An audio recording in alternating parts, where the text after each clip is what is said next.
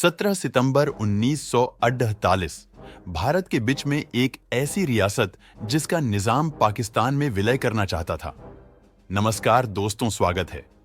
हैदराबाद रियासत का भारत में कैसे विलय हुआ यह जानेंगे।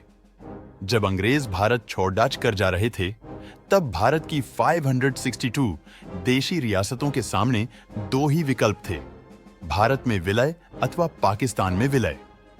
भारत को एक सूत्र में पिरोने का श्रेय सरदार वल्लभ भाई पटेल के साहसी व्यक्तित्व और दृढ़ इच्छा शक्ति को जाता है, जिनके लौह व्यक्तित्व के कारण देशी रियासतों का भारत में विलय संभव हो सका।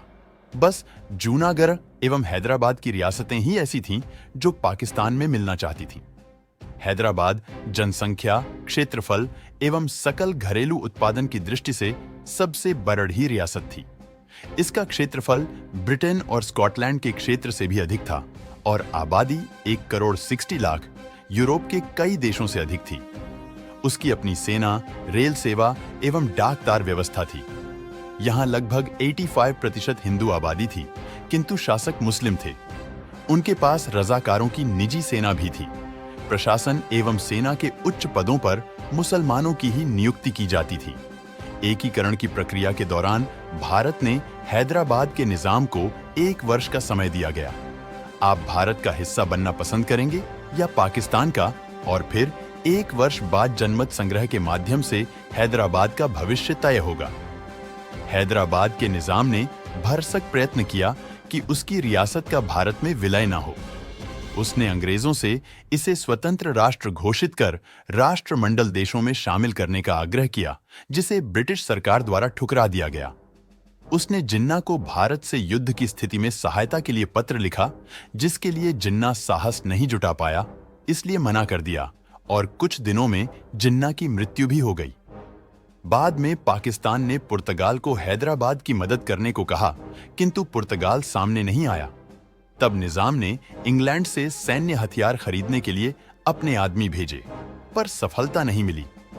निजाम हैदराबाद के भारत में विलय के विरुद्ध संयुक्त राष्ट्र संघ के पास भी गया, लेकिन उसे वहां भी सफलता नहीं मिली।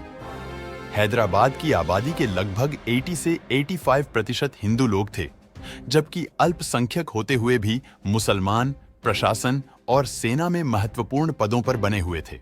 हैदराबाद का निजाम उस्मान अली खान विलय न करने पर अड़ा था, जबकि हैदराबाद की जनता भारत में विलय चाहती थी। पर निजाम ने उनके आंदोलन को अपनी निजी सेना रजाकार के द्वारा दमन शुरू कर दिया। रजाकार एक निजी सेना थी जो निजाम के शासन को बनाए रखने तथा हैदराबाद को स्वतंत्र भारत में विलय का विरोध करने के लिए बनाई गई थी। निजाम ने इस मजलिस-ए-इत्तेहादुल मुसलमीन MIM नामक संगठन को कार्य दिया। निजाम का यह संगठन निर्बाध रूप से अपने कार्य को अंजाम तक पहुंचाने में जुट गया। भारी संख्या में हिंदुओं को मार दिया गया और हैदराबाद में व्यापक स्तर पर भारत विरोधी गतिविधियां चल रही थीं। पाकिस्तान द्वारा भारी मात्रा में गोला बारूद वहां भेजा जा रहा था और भारत में विलय के पक्षधर हिंदू जनता की रजाकार सेनाओं द्वारा हत्याएं की जा रही थीं। इन सब को देखते हुए 12 सितंबर 1948 को कैबिनेट की एक अहम बैठक हुई, जिसमें नेहरू और पटेल के साथ उस समय भारतीय सेना के सभी बड़े अफसर मौजूद थे। 1948 के सितंबर में सरदार वल्लभ भाई पटेल द्वारा निजाम से सुलझने के सभी प्रयास निष्फल रहे और भारत सरकार को हैदराबाद को अपने अधिकार में लेने का फैसला करना पड़ा। इसके बाद ऑपरेशन पोलो की शुरुआत की गई। भारत ने 13 सितंबर 1948 को हैदराबाद को भारत में विलय करने के लिए ऑपरेशन पोलो शुरू किया। 5 दिन युद्ध हुआ, जिसके अंत में रजाकार और निजाम के सैनिक गीदड़ की तरह भाग खड़े हुए। भारत की विजय हुई और 17 सितंबर 1948 को हैदराबाद का भारत में विलय हो गया। अगर सरदार पटेल समय रहते सही फैसला नहीं लेते तो स्थिति अलग हो सकती थी। आपको यह वीडियो कैसा लगा हमें बताएं। चैनल को सब्सक्राइब जरूर करें। धन्यवाद।